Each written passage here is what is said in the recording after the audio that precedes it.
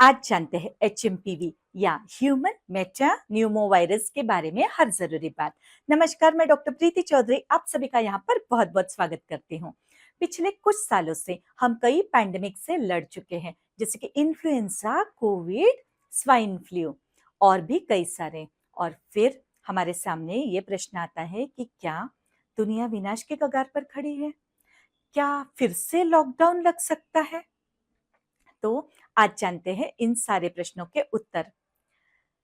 HMPV या human Meta न्यूमोवायरस, इसका इस महीने कोविड की तरह ही चाइना में आउटब्रेक देखा गया है, पर यह कोई नया वायरस नहीं है। इसका इतिहास काफी पुराना है। इसकी खोज 2001 में ही हो गई थी। इसका शोध डच शोधकर्ता ने 7 महीने के बच्चे में किया था।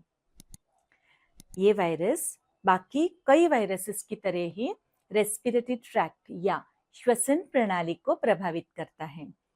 इस वायरस का संक्रमण किसी वेक्टर जैसे कि मच्छर या फिर कीटक से नहीं होता। इसका इन्फेक्शन कोविड-19 की तरह ही एयरबॉर्न है, जैसे कि एयरबॉर्न ड्रॉपलेट्स। कोई व्यक्ति छींकता या खांसता है तो उससे संक्रमण हो सकता है, और इसके बचाव के लिए हमेशा खांसते या छींकते समय मुंह पर रुमाल रखना जरूरी है। अगर रुमाल नहीं है तो social media star Dhruv Rathee ने कोहनी का इस्तेमाल करने की सलाह दी है, जो कि सराहनीय है, क्योंकि अगर हम हाथों का इस्तेमाल करते हैं तो इन्फेक्शन को हम और फैला सकते हैं। ये संक्रमण इन्फेक्टेड व्यक्ति के निकट संपर्क में आने से या फिर इन्फेक्टेड प्लेस या फिर इन्फेक्टेड वस्तुओं से भी हो सकता है। इसका इंक्यूबेशन पीरियड कितना है? आमतौर पर 2 से 14 दिन। इसमें ही इसके लक्षण दिखना शुरू हो जाता है। इसके सामान्य लक्षण क्या क्या है?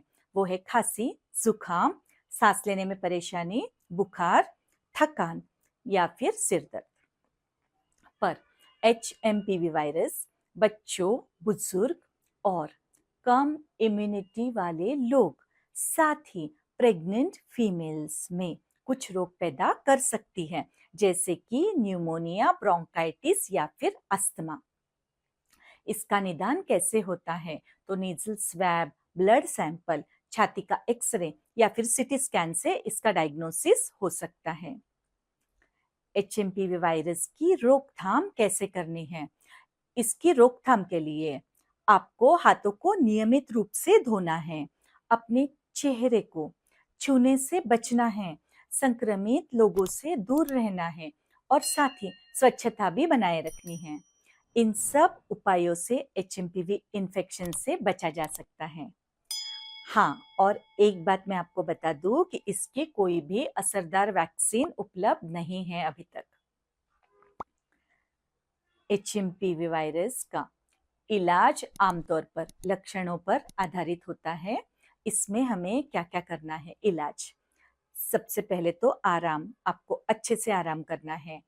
और क्या करना है? तो आप तरल पदार्थों का सेवन करें, जैसे कि पानी, दूध, सूप या फिर हर्बल टी। अगर आपको खांसी या जुकाम हो जाता है तो आप उसके लिए सपोर्टिव ट्रीटमेंट ले सकते हैं। फिर एंटीबायोटिक्स भी आप ले सकते हैं अगर आपके डॉक्टर आपको प्रिस्क्राइब करते हैं तो। और एक बात हमेशा ध्यान में रखें कि ओवर द काउंटर एंटीबायोटिक्स आपको कभी भी नहीं लेने हैं। और अगर सांस लेने में परेशानी होती है तो ऑक्सीजन थेरेपी भी डॉक्टर्स प्रिस्क्राइब करते हैं। तो क्या हमें HMPV वायरस से डरने की आवश्यकता है?